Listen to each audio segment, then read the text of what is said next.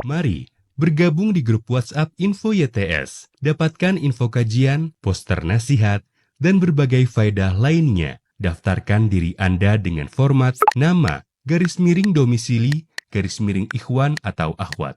Kirim ke nomor 0811 225 1476. Hanya dengan Rp20.000 per bulan, Anda telah turut berpartisipasi dalam menyebarkan dakwah bersama Tarbiyah Sunnah. Barakallah. Download aplikasi Tarbiyah Sunnah di handphone Anda. Tersedia di Google Play dan App Store.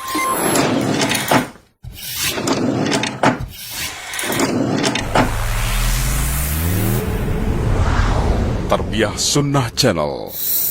Lillah, nyunnah, merenah.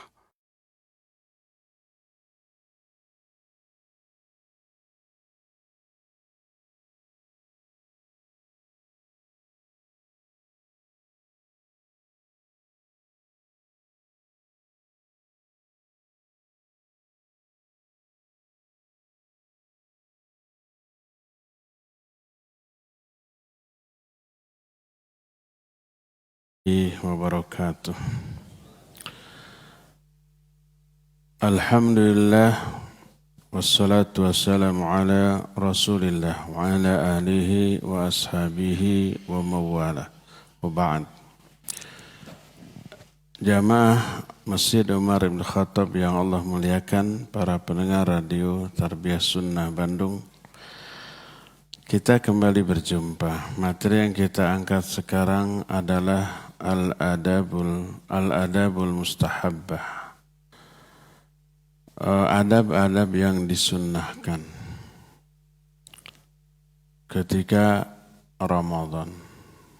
Kita sudah membahas adab-adab yang diwajibkan, yaitu melaksanakan semua kewajiban, menjauhi semua yang diharamkan. Itu wajib. Memelihara sholat yang 5 waktu, menunaikan zakat bila sudah sampai waktunya, terus menjauhi semua yang Allah haramkan, baik lisan ataupun perbuatan, menjauhi dusta, menjauhi ghibah, menjauhi mencela, menyakiti orang, berkata-kata kasar, menjauhi semua yang Allah larang seperti berjudi, riba, mabuk atau menipu orang dan seterusnya. Itu wajib. Siapa yang melanggar itu, mengabaikan perintah, meninggalkan sholat yang 5 waktu, atau menunda-nunda sholat dari awal waktu, atau melanggar apa yang dilarang, maka saumnya rusak, saumnya ditolak. Malam yada' qawla zur wal amala bihi wal jahal falaysa lillahi hajatun fi ayyada'a ta'amahu wa syarabah.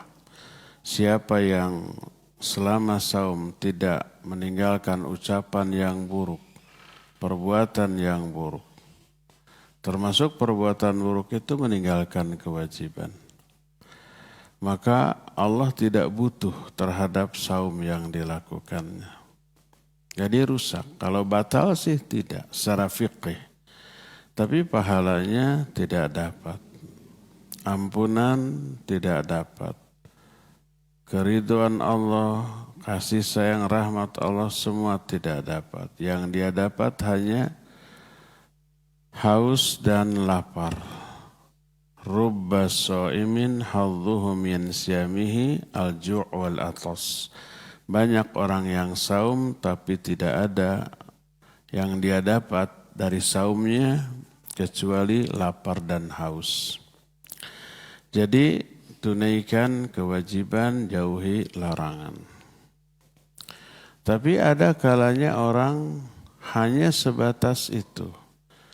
Melakukan yang wajib, menjauhi yang diharamkan, tapi yang makruh, yang mubah kadang masih dilakukan. Apa akibatnya? Akibatnya saumnya pun tidak maksimal. Saumnya tidak menghantarkan dia menjadi orang yang bertakwa. Umpamanya dia setiap sholat selalu di masjid. Dia tidak berdusta, tidak bergibah, tidak menyakiti orang. Tapi sehari-harinya itu melakukan perkara-perkara yang mubah. Ngabuburit, jalan-jalan. Dengan cara ngabuburit yang mubah. Atau umpamanya membuka HP terus.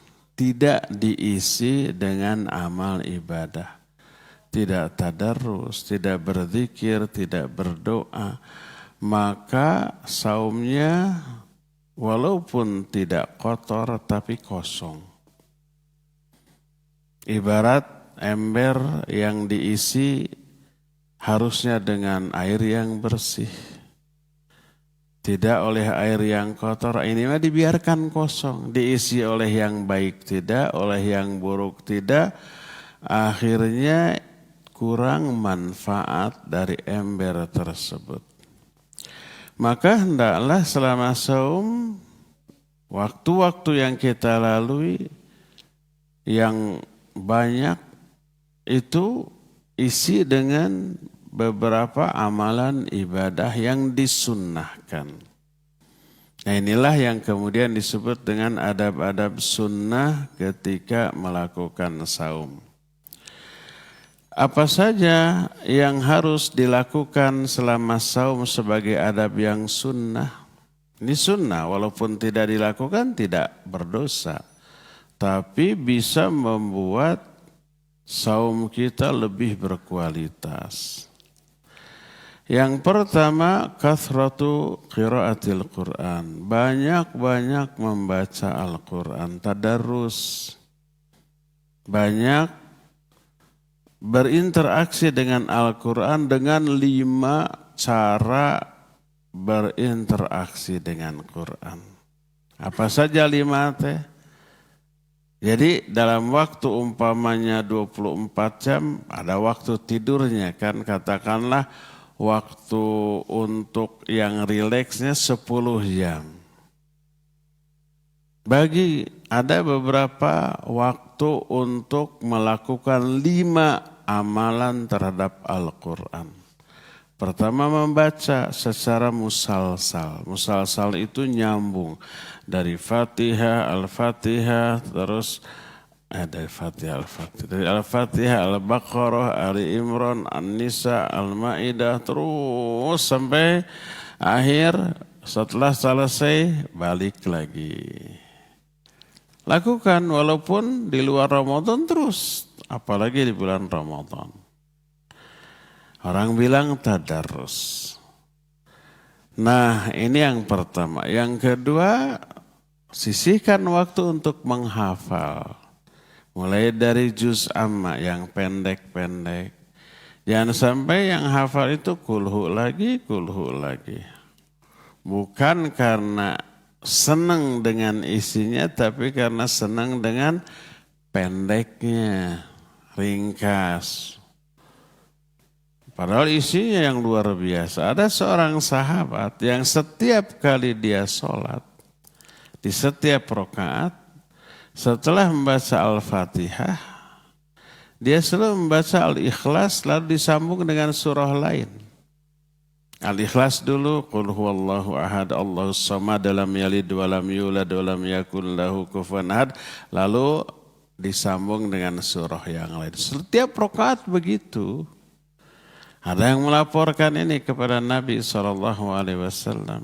Ditanya, apa yang mendorongmu untuk selalu membaca Al-Ikhlas di setiap rakaat?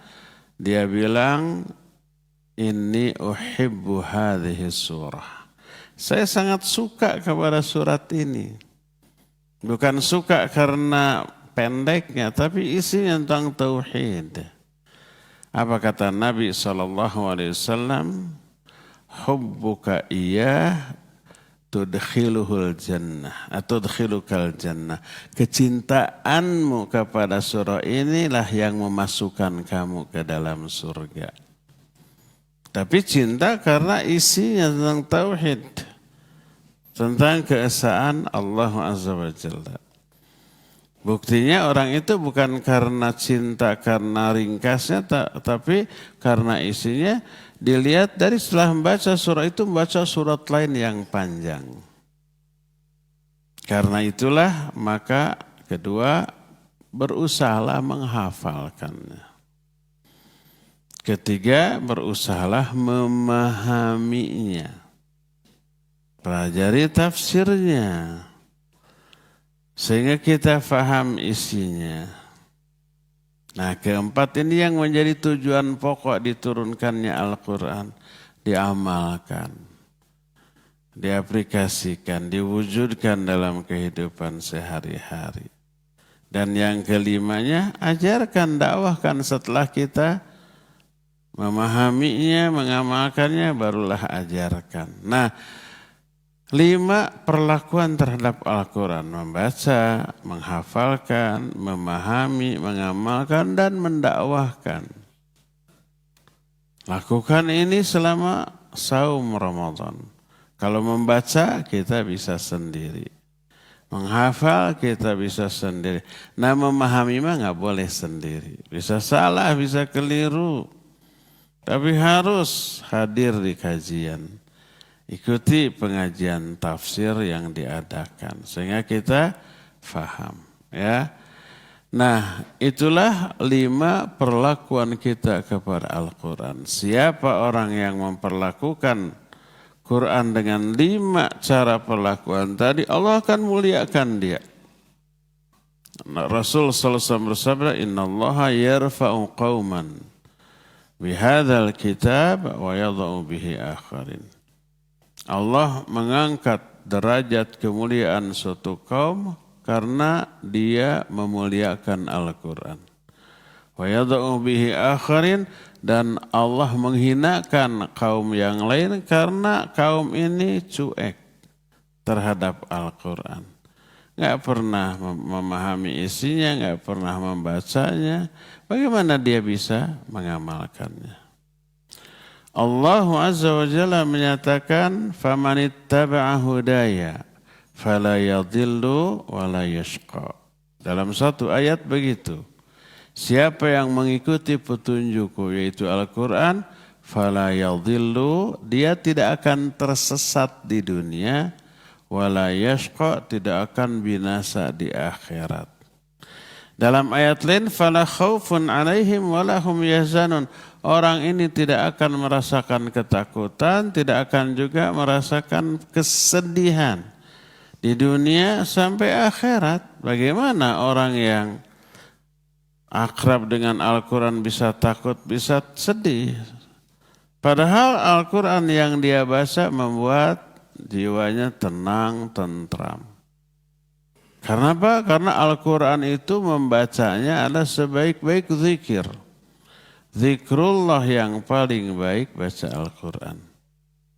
Allah menyatakan, "Ala bidzikrillahi tatma'innul qulub." Ingat, dengan zikir kepada Allah hati menjadi tenang. Dan sebaik-baik zikir Al-Quran. Orang yang baca Al-Quran tenang. Allah mencurahkan rahmat, Allah menurunkan ketenangan jiwa, ketentraman batin. Para malaikat berkerumun, rahmat tercurah, Allah memuji orang itu di hadapan para malaikat. Kalau ada orang yang baca Al-Quran, langsung beberapa keutamaan Allah turunkan kepada dia. Malaikat datang berkerumun. Terus rahmat dicurahkan, digelontorkan. Terus sakinah juga turun, tenang jiwanya. Sebagaimana hadis sahih riwayat Imam Muslim, "Majtama'a qaumun fi baitin min buyutillah yatsluna kitaballah wa yatadarasunahu bainahum illa anzalat alaihimus sakinah wa ghasyiyatuhumur rahmah wa haffathumul malaika wa dzakarahumullahu fi man indah." Kalau seseorang atau satu kaum berkumpul di salah satu rumah Allah lalu membaca Al-Quran, mempelajari isinya, maka Allah akan menurunkan sakinah, ketentraman jiwa, ketenangan batin. Allah curahkan rahmatnya. Para malaikat datang mengerumuninya. Allah pun memuji orang ini di hadapan para malaikat yang ada di sekelilingnya. Jadi lihat, hebatnya orang yang membaca Al-Quran sampai seperti itu. Kalau terus-terusan begitu, orang itu disebut sebagai keluarga Allah dan manusia spesial di dalam pandangan Allah. Berkata Rasul SAW, Inna lillahi ahlina finnas. Sesungguhnya Allah memiliki anggota keluarga di kalangan manusia. Kalau para sahabat bertanya, manhum ya Rasulullah? Siapa keluarga Allah dari kalangan manusia itu, wahai Rasulullah? Maka disebut ahlul Quran wa khasatuhu. Mereka itu ahlul Quran, orang yang memperlakukan Quran dengan 5 perlakuan tadi. Lalu Nabi SAW menyatakan, hum ahlullahi wa khasatuhu. Merekalah keluarga Allah dan orang-orang yang khusus, yang spesial, yang istimewa di mata Allah Azza wa Jalla. Hebatnya orang yang akrab, dekat dengan Al-Quran itu seperti itu. Apalagi selama Ramadan. Ramadan dengan Quran itu tidak bisa dipisahkan. Hubungannya erat. Sudah pernah saya katakan, kenapa saum diwajibkannya di bulan Ramadan. Bukan di bulan Syawal, bukan di bulan Dzulhijjah, bukan di bulan Muharram, bukan di bulan-bulan haram. Ada 4 bulan disebut bulan haram. Kata Allah, minha arba'atun hurum. Di antara setahun itu ada 4 bulan haram. Dzalikad dinul qayyim. Itulah agama yang lurus. Fala tadzlimu anfusakum. Jangan kalian melakukan kezaliman di bulan haram tersebut. Bulan haram itu bulan suci. 3 di antara bulan haram berturut-turut. Satunya terpisah. 3 yang berturut-turut Dzulqa'dah, Dzulhijjah, Muharram. Dzulqa'dah teh bahasa orang nama Hapit. Dzulhijjah teh bahasa orang nama Rayagung. Muharram teh bahasa orang nama anggarnya Muharramnya. Hafid, Rayagung, Muharram. Hafid itu bulan ke-11. Rayagung bulan terakhir ke-12. Muharram bulan pertama lagi. Ini bulan haram, satunya lagi Rajab. Rajab agak terpisah. Jadi setelah Muharram, Safar, Jumadil awal, Rabiul awal, Rabiul akhir, Jumadil awal, Jumadil akhir, baru Rajab. Rajab itu bahasa orang rawahnya. Rawahnya. Rawah Sya'ban. Air Rajab mah Rajabnya, Rajab. Nusuk air Rajaban deh gini kan. Ramadan tidak termasuk bulan haram. Kenapa saum tidak diwajibkan di bulan-bulan haram, tapi di bulan Ramadan? Rahasianya karena di bulan Ramadan diturunkan Al-Quran.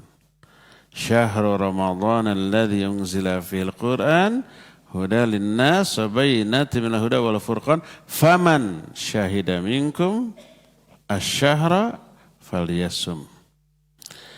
Bulan Ramadan bulan diturunkannya Quran. Nah, terus siapa? Maka ada fa. Disebutnya fil ta'qib.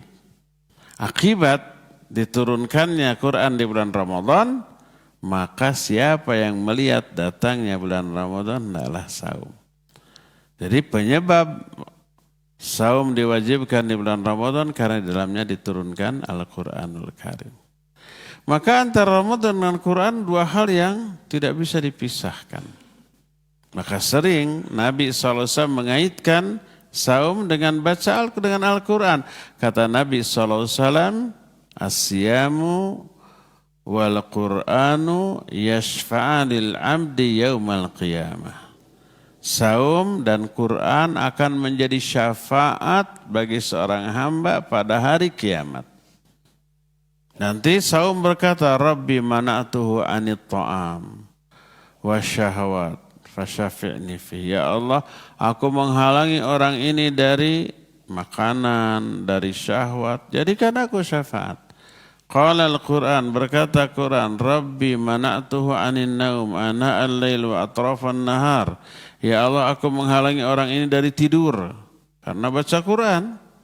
Jadikan aku sebagai syafaat. Fayashfa'an. Dua-duanya jadi syafaat. Iqra'ul Quran fa innahu ya'ti yaumal qiyamah syafi'an li ashabihi. Baca Quran olehmu karena Quran akan datang pada hari kiamat sebagai syafaat bagi para pembacanya. Jadi antara Quran dengan Ramadan dua hal yang erat sekali, yang tidak bisa dipisahkan. Makanya dahulu para ulama ketika di luar Ramadan banyak belajar dan mengajar hadis, mengadakan pengajian. Tapi begitu masuk ke Ramadan semua libur, fokus membaca Al-Quran. Ada yang tadinya di luar Ramadan menamatkan Al-Quran 10 hari tamat, 10 hari tamat. Pas bulan Ramadan 3 hari atau 2 hari tamat. Pas 10 hari terakhir setiap hari tamat. Bayangkan sehari sekali tamat Al-Quran. Artinya siang malam dia baca terus itu Al-Quran. Kalau kita yang membaca Al-Quran dengan lidah yang tidak begitu akrab, mungkin 1 juz dengan bacaan santai 1 jam. Jadi kalau 30 juz minimal 30 jam itu sudah sehari setengah gitunya. Tapi untuk ulama-ulama yang akrab lidahnya dengan Al-Quran, cepat dengan tetap menghayati makna, itu bisa 1 juz itu mungkin setengah jam, 2 juz 1 jam. Sehingga 15 jam tamat, 15 jam tamat. Imam Syafi'i rahimahullah menamatkan Al-Quran di bulan Ramadan 60 kali. Berarti sehari 2 kalinya. Setiap 12 jam atau dikurangi tidur, dikurangi sholat gitu ya. Setiap 10 jam atau 9 jam tamat Al-Quran tuh. Apa bisa? Mustahil. Kalau Imam Syafi'i mah bisa. Ada anak saya tuh yang pernah mondok di mana Wadil Mubarak. Dia pernah bilang, saya pernah tamat sehari 2 kali Bi. Katanya waktu mau dites. Waktu ngambil sana dites, sehari 2 kali bisa tamat. Cuma apa? Itu karena di luar Ramadan waktu itu. Air mineral 2 liter siap. Haus, tenggorokan kering, capek, lek lagi. Seperti itu. Jadi hanya istirahat itu sholat, makan, tidur sebentar. Bisa. Tapi setelah itu tumbang. Sakit. Kalau Imam Syafi'i rahimahullah sudah terbiasa begitu ya. Itulah perhatian para ulama terhadap Al-Quranul Karim. Itu yang pertama. Jadi adab sunnah selama melakukan saum, perbanyak membaca Al-Quran. Sisihkan waktu untuk menghafal dan memurojaah, mengulang hafalan.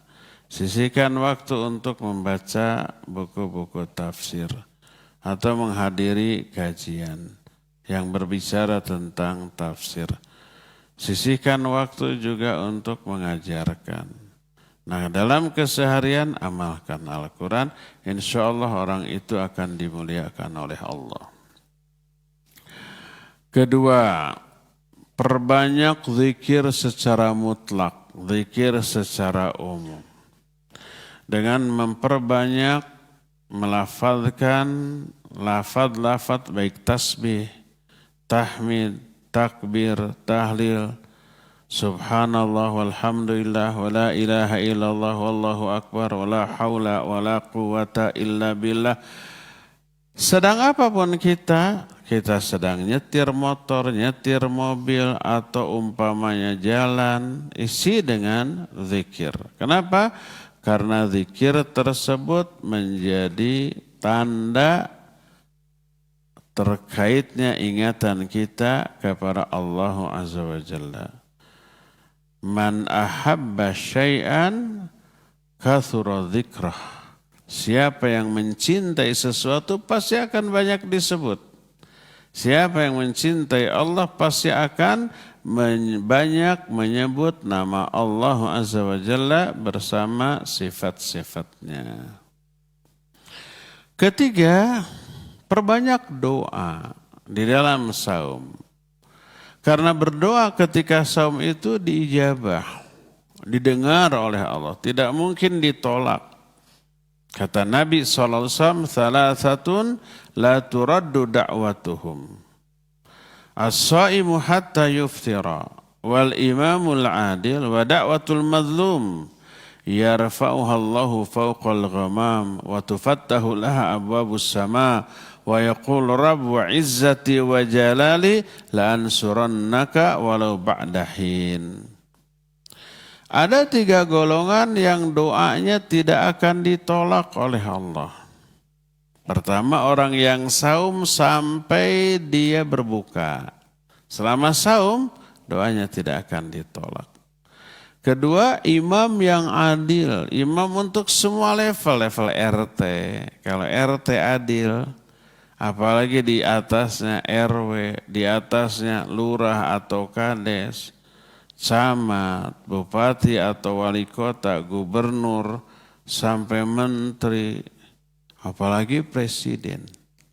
Terus berlaku adil. Oh, doanya itu mustajab. Doanya bakal dikabulkan oleh Allah Azza wa Jalla. Ya.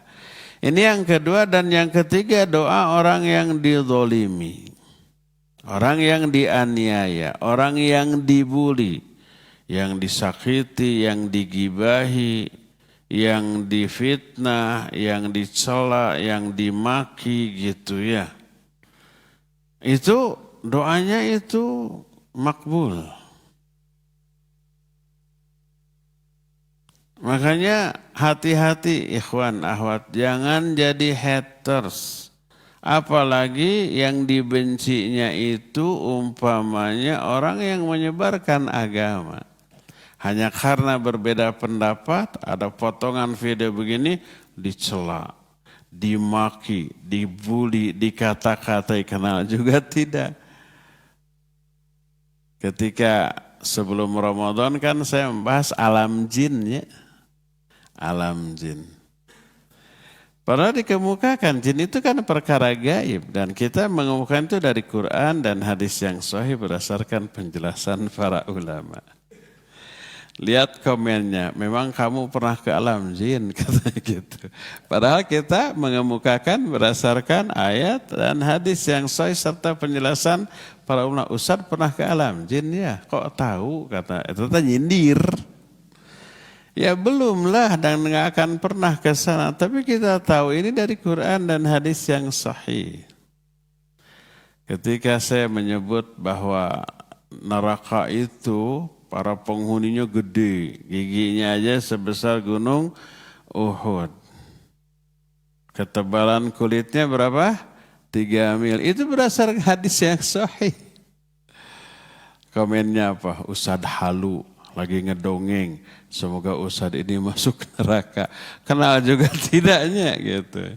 Mana dalilnya Ustadz? Memang di potongan itu tidak dicantumkan dalilnya, hanya potongan.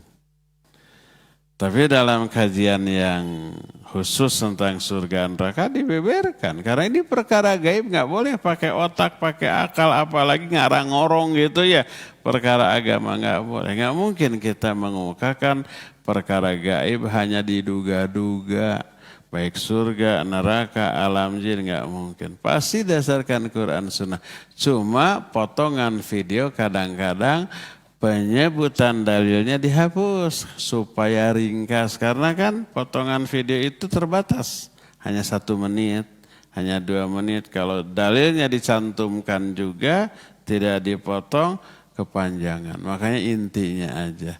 Nah, orang awam yang haters itu benci kepada orang lain. Hanya karena tidak setuju dengan ungkapannya. Karena kebenciannya itu tidak bisa disembunyikan, terungkap melalui komennya. Sampai ada doa, semoga Ustadz ini masuk neraka. Itu bisa balik ke dirinya loh. Zalim enggak? Ya zalim kalau ada mencela, melanggar ayat la yaskhar qaumun min qaumin asa ayyakunu khairan minhum. Itu ayat. Itu kalau kitanya sebagai orang yang didolimnya mendoakan keburukan kepada mereka. Karena apalagi lagi saum di bulan Ramadan. Ya sedang saum, ya didolimi, double tuh penyebab dikabulkannya doa. Ya. Jadi jangan jadi haters, jangan membuli orang hanya karena beda pendapat. Mencela, menghina orang hanya karena berbeda pendapat. Jadi perbanyaklah berdoa ketika saum. Kenapa? Pertama dikabul. Kedua, doa itu mau dikabul mau tidak sudah menghapus dosa kita. Ya dapat pahala karena melaksanakan perintah Allah untuk berdoa. Ud'uni astajib lakum. Kata Allah, doa kamu kepadaku, aku akan ijabah. Ini perintah Allah. Ketika perintah dilaksanakan pasti dapat pahala. Kedua, menghapus dosa. Doa itu walaupun kita tidak minta ampunan, minta rizki, minta jodoh, minta sehat, itu menghapus dosa. Kata Allah Azza wa Jalla dalam salah satu hadis kursi, ya ibna Adam, ma da'autani wa rajautani ghafartu laka ala ma kana fika wala ubali. Hai Bani Adam, selama kamu berdoa kepadaku, berharap kepadaku, aku ampuni dosa-dosa kamu, apapun dosa itu aku enggak peduli. Jadi hadirin, yang kita ambil, yang kita inginkan dari doa bukan hanya dikabulkannya aja, dikabulkan itu bonus. Tapi pertama kita kenapa berdoa? Diperintah oleh Allah. Itu ibadah dapat pahala. Kedua, ingin dosa-dosa kita diampuni. Makin sering berdoa, makin banyak dosa yang diampuni, makin banyak pahala yang didapat, makin dekat hubungan kita dengan Allah, makin besar kecintaan Allah kepada kita, rahmat Allah, keridhaan Allah dan seterusnya. Nah, kalau dikabulnya itu bonus. Karena biasanya kita berdoa itu minta dunia lalu dikabul itu bonus saja dalam urusan dunia. Walaupun tidak dikabul sudah dapat akhirat dari doa itu. Sudah dapat pahala, sudah dapat ampunan, sudah dapat rahmat, sudah dapat keridhaan Allah, sudah dapat kecintaan Allah, sudah dapat akhiratnya. Apalagi doa itu dikabul. Dan salah satu penyebab dikabulnya doa adalah saum yang kita lakukan. Jadi kalau selama saum 3 amalan tadi kita lakukan, ya baca Al-Quran, ya berzikir, ya berdoa, isi dari saum kita itu Masya Allah sesuatu yang luar biasa. Selama saum baca Quran, selama saum berzikir, selama saum berdoa dan seterusnya. Ya, ini adab yang ketiga. Adab keempat. Lakukan semua amalan sunnah yang disyariatkan. Jangan lewatkan sholat-sholat sunnah. Minimalnya sholat rawatib tuh. Qabla dan ba'da. Apalagi ada iming-iming. Siapa orang yang menjaga 10 rakaat. 10 rakaat itu sholat rawatib. Ya, 2 rakaat sebelum subuh. 4 rakaat sebelum dan sesudah zuhur. 2 rakaat sebelum dan sesudah zuhur. Terus 2 rakaat ba'da maghrib, 2 rakaat ba'da isya. 10 rakaat Allah akan bangunkan bagi dia istana di surga. Kalau Allah membangunkan istana di surga berarti orang itu akan masuk surga. Kan percuma dibangunkan tapi nggak masuk, nggak menempati kan percuma. Ini iming-iming. Kemudian level surganya tinggi. Ada seorang sahabat selalu membantu Nabi sallallahu alaihi wasallam menyiapkan air wudhunya, membawakan barang bawaannya kalau ketika pergi selalu apapun yang akan dilakukan oleh Nabi disiapkan segala sesuatunya. Lalu Nabi sallallahu alaihi wasallam bertanya, "Sal, minta kamu kepadaku sebagai upah." Dia nggak mau minta upah. Dipaksa pokoknya minta. Sampai orang ini karena dipaksa akhirnya minta. Tapi apa mintanya? Kata dia, as'aluka murafaqataka fil jannah. Aku minta agar aku tetap bisa mendampingimu di surga. Tetap aja upahnya itu minta akhirat. Karena memang dasarnya tulus. Kalau mendampingi Nabi di surga berarti level surganya pasti tinggi. Karena Nabi berada di surga yang paling tinggi. Apa kata Nabi SAW? Fa'inni ala dhalika bikathratis sujud. Kalau gitu tolong bantu aku untuk mewujudkan keinginanmu dengan memperbanyak sujud. Hadis ini oleh para ulama di antara Imam Ibnu Hajar al-Asqalani dalam kitab Bulughul Maram dicantumkan dalam bab salatun nawafil, keutamaan fadlun nawafil, keutamaan salat sunat. Karena yang dimaksud dengan memperbanyak sujud adalah memperbanyak salat. Yang dimaksud memperbanyak salat sunat. Karena salat fardu tidak boleh ditambah, diperbanyak. Salat fardu mah tetap 17 rakaat. Salat fardu mah sujudnya tetap 34 kali. Kan dalam 1 rakaat kita sujud berapa kali? 2 kali kan? Kalau 17 rakaat berarti 34 kali. Itu tidak bisa ditambah, tidak bisa dikurang, harus pas. Tidak bisa diperbanyak. Kalau diperbanyak berarti di luar sholat fardu, yaitu perbanyak sholat sunat. Sholat rawatib, sholat duha, tahiyatul masjid, syukur wudu, malam harinya bangun. Kalau di luar Ramadan tahajud, di Ramadan taraweh, itu menjadi penyebab orang masuk surga dengan level tertinggi. Karena itulah perbanyak sholat sunat ketika melakukan saum. Ya, ini adab yang keempat. Adab yang kelima, lakukan banyak kebaikan ke orang, itulah yang disebut dengan kedermawanan. Memberi ke orang, baik memberi itu uang dalam bentuk infak dan sedekah atau makanan atau bantuan tenaga. Membantu orang mengangkatkan barangnya. Berkata Ibnu Abbas radhiyallahu anhu, kana Rasul sallallahu alaihi wasallam ajwadan nas wa kana ajwada ma yakunu fi Ramadan. Hina yalqahu Jibril fayudarisul Qur'an. Kata Ibnu Abbas, Nabi SAW orang yang paling dermawan, tapi beliau lebih dermawan lagi ketika di bulan Ramadan. Sampai disebutkan, fala Rasul SAW hina yalqahu Jibril ajwadu bil khairi minar rihil mursalah.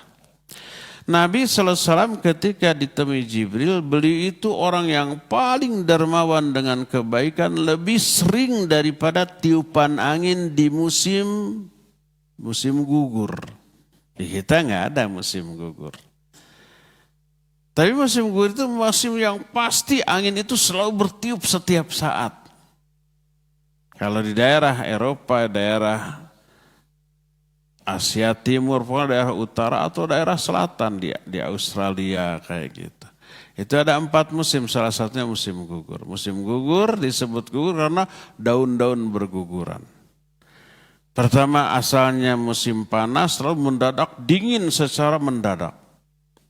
Akhirnya si daun-daun itu peot, terus berguguran. Terus angin selalu bertiup dengan kencang, sampai lebih mudah lagi berguguran. Maka disebut musim gugur. Semua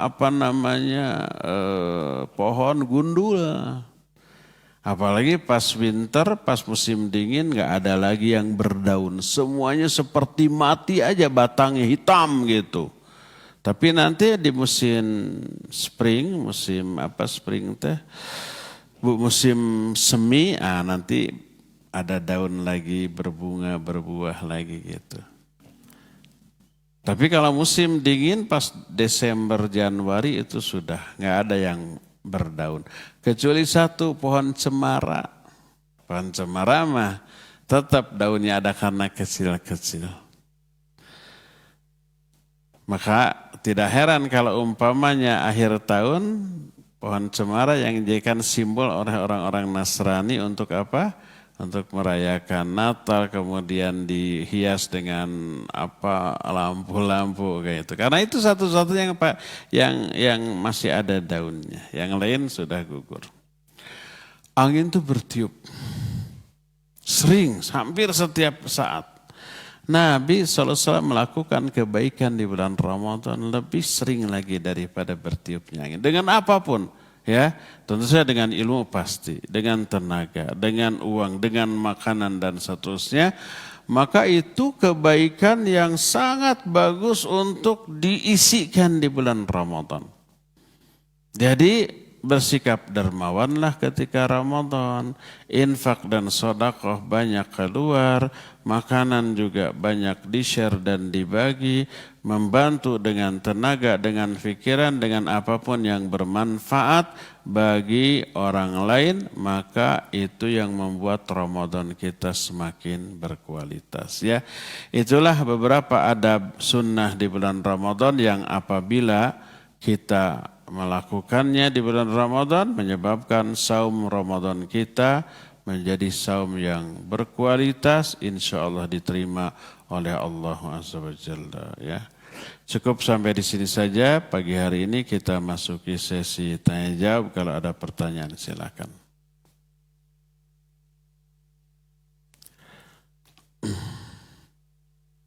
Kalau ibu-ibu di atas lempar aja kertas ke bawah.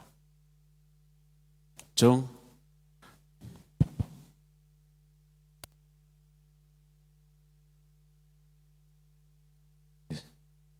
Bismillah, Assalamualaikum warahmatullahi wabarakatuh. Waalaikumsalam warahmatullahi Semoga Allah menjaga Ustaz dan keluarga beserta kaum muslimin.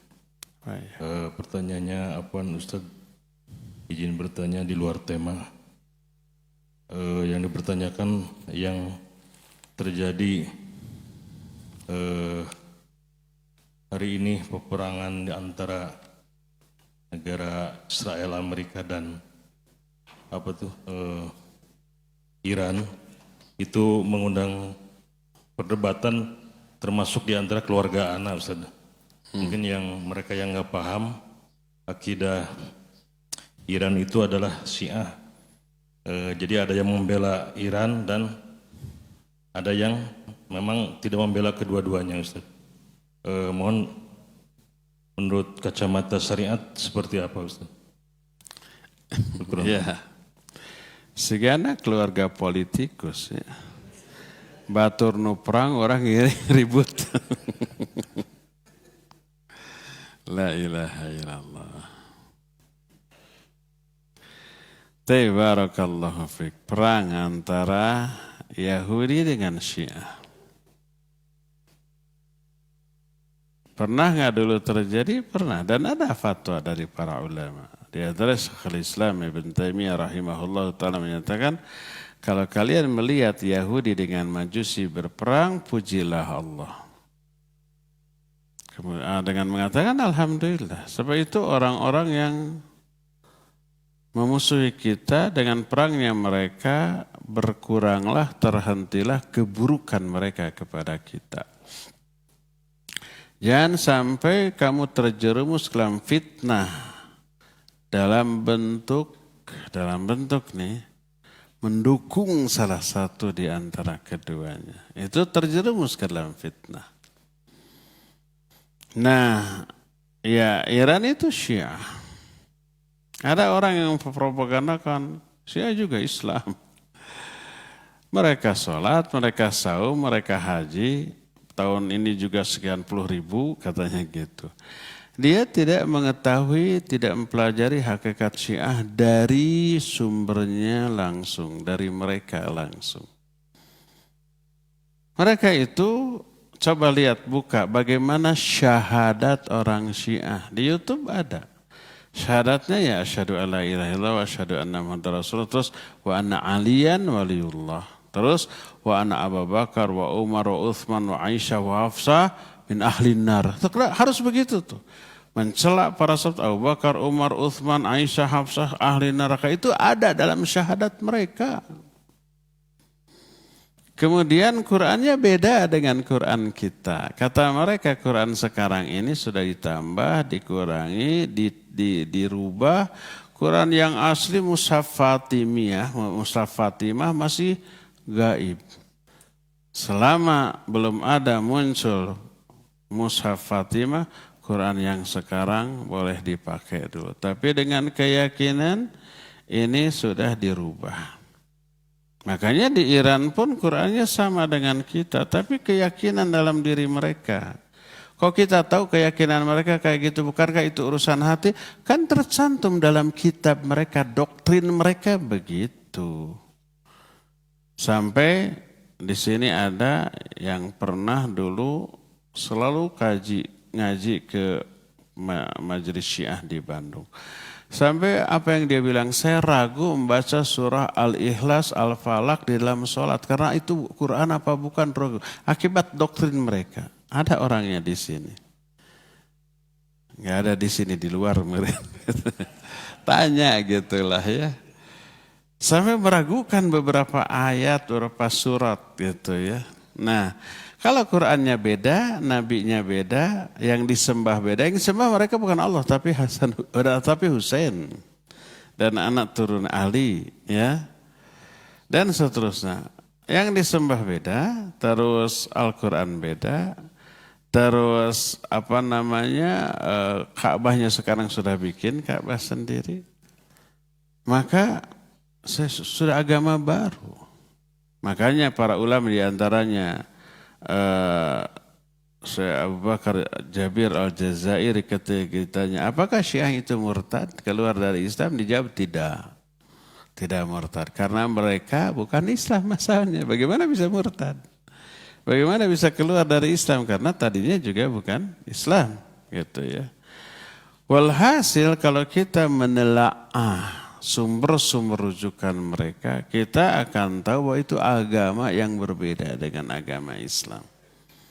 Saya dulu waktu zaman kuliah, kan Syiah lagi gencar-gencarnya tahun waktu Iran revolusinya berhasil, terus antara perang Iran dan Irak, kita semuanya pro ke Iran.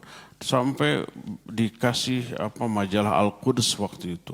Saya dikasih kitab-kitab Syiah dan dipelajari. Ada kitab Al-Murajaat diterjemahkan menjadi dialog Sunni Syiah. Di sana digambarkan Sunni itu bodoh, Syiah itu luar biasa, menang gitu. Ada lagi tafsir Tabatabai. Itu saya baca. Oh begini aja, langsung dari sumbernya.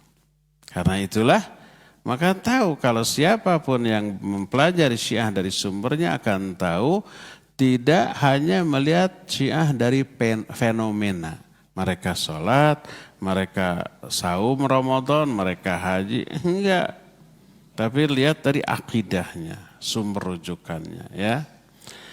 Nah, jadi ini adalah Yahudi dengan Majusi.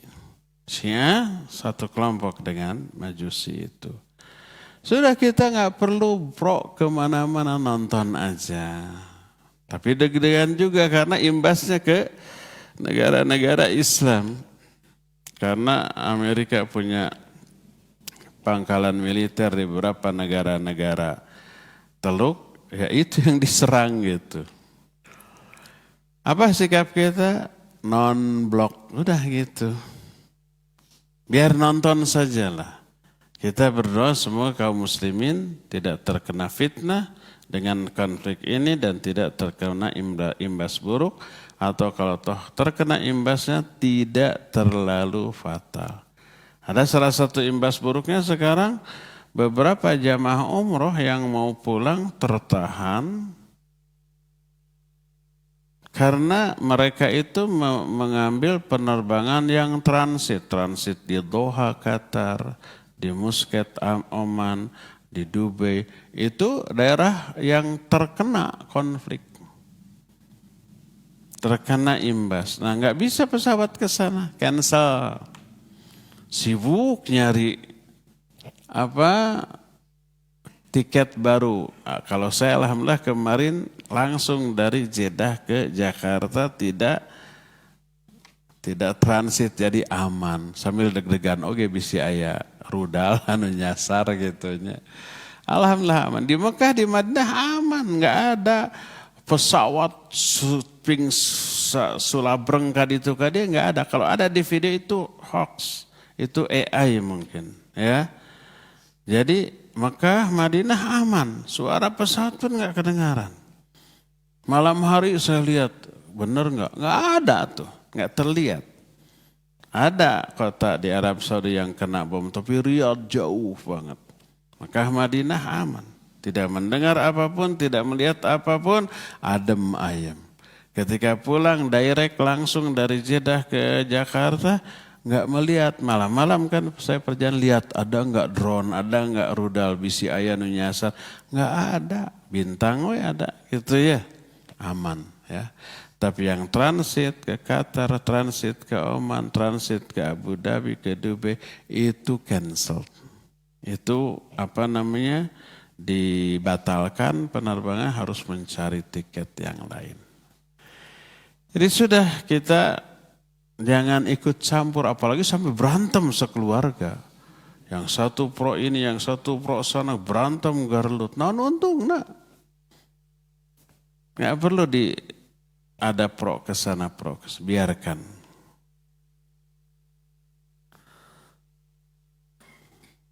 Ibu hamil 4 bulan tidak saum.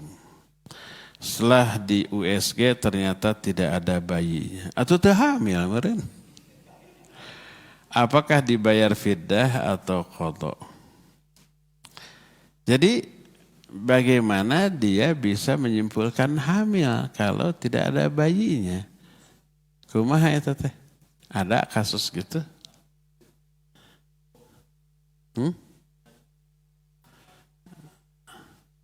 Oh hanya rahimnya tapi tidak ada bayinya. Wallahu alam, secara medis saya tidak tahu. Nah sekarang ini, kalau umpamanya dugaan awal, bahkan disebut ghalabatul dzan, dugaan terkuat hamil, maka ya hukumi sebagai wanita yang hamil. Lalu tidak saum karena yakin hamil, dikhawatirkan terganggu janin, tidak saum. Apakah dia fidyah atau qadha? Ulama ikhtilaf, pendapat yang lebih rajih wanita yang hamil adalah fidyah. Karena yang qadha itu oleh Al-Quran disebut 2 golongan, oleh hadis disebut 4 golongan. 2 golongan itu, faman kana minkum maridun aw ala safarin fa iddatum min ayyamin ukhar. Kalau di antara kalian ada yang sakit atau safar, maka qadha, jadi sakit atau safar. Itu hanya 2 ya. Wa 'alal ladzina yutiqunahu fidyatun ta'amu miskin. Bagi yang berat melakukan saum, berat itu baik karena tua atau karena punya penyakit kronis yang nggak bisa sembuh seperti mah akut, termasuk yang hamil atau menyusui. Bisa saum, bisa kuat, tapi berat dan beresiko. Itu masuk wa 'alal ladzina yutiqunahu, maka bayar fidyah. Hadis menambah dengan wanita haid dan nifas, itu juga diqadha ya. Wanita hamil, wanita menyusui, tidak haid, tidak nifas, tidak sakit, tidak safar. Kalau saum kuat, kuat. Tapi berisiko kepada janin atau kesehatan ibunya masuk dalam kategori wa 'alal ladzina yutiqunahu. Makanya berkata Aisyah, innal murdi'a wal hubla aftarata. Wanita yang menyusui dan wanita yang hamil dia boleh berbuka.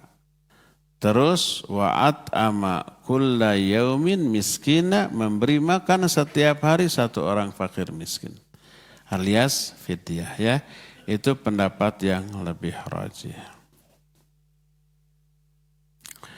Setelah dikuret, pendarahannya termasuk nifas atau bukan? Bukan, itu masuknya istihadhah karena diyakini sudah tidak ada bayi yang dikandung. Masuknya ke dalam kategori istihadhah. Terakhir. Bagaimana sikap kita jika ada seorang yang sering pinjam uang tapi tidak bayar? Tapi orang ini memang tidak mampu, orangnya malas, tidak rajin bekerja dan juga tidak rajin ibadah, bahkan kabar terakhir orang ini jadi bandar judi. Bandar judi kan harus kaya, harus banyak uang ya. Kok bisa orang miskin bisa jadi bandar judi? Taib, barakallahu fiik. Kalau ada orang memang dia tidak mampu, minta malu. Akhirnya paribasa, pinjam barijeng diyakini tidak akan bayar. Nah, kita lihat kalau memang betul dia realitanya miskin, ripuh gitu, nggak punya. Dan kita tahu dia pinjam itu hanya basa-basi, bilang saja ini nggak pinjam, kasih. Infak sedekah karena dia fakir, karena dia miskin. Nggak perlu pinjam, nggak perlu bayar, kasih saja. Ya, kalau kita punya. Kalau kita nggak punya ya jangan memaksakan. Tapi kalau umpamanya dia sebenarnya bisa mencari rezeki cuma malas tadi. Terus pinjam itu hanya peribahasa aja. Hanya basa-basi nggak pernah bayar. Kasih jangan dikasih, suruh bekerja. Suruh bekerja ya. Karena dia bisa bekerja, bisa mencari uang. Apalagi dia tidak pernah ibadah.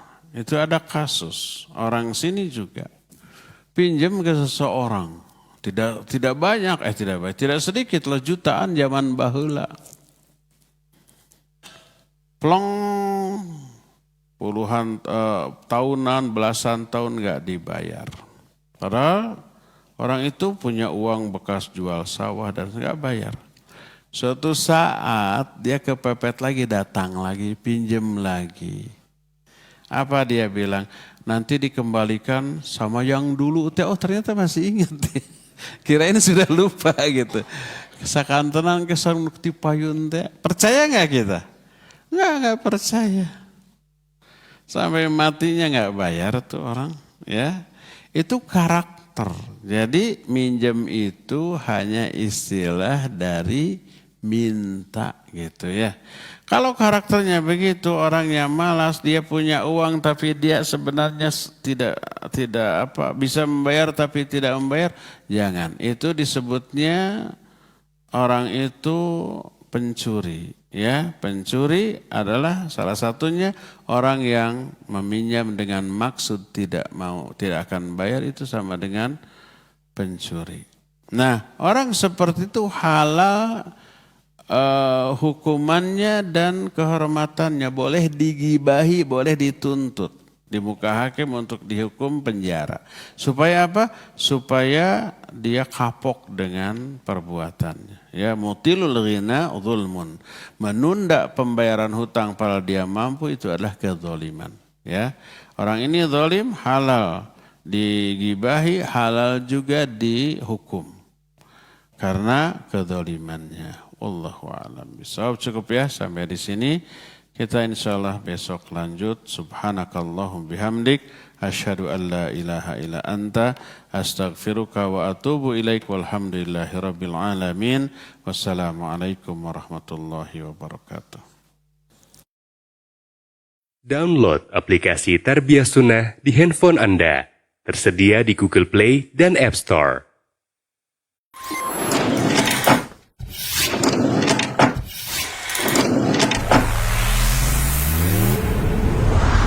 Tarbiyah Sunnah Channel. Lillah Nyunnah Merenah.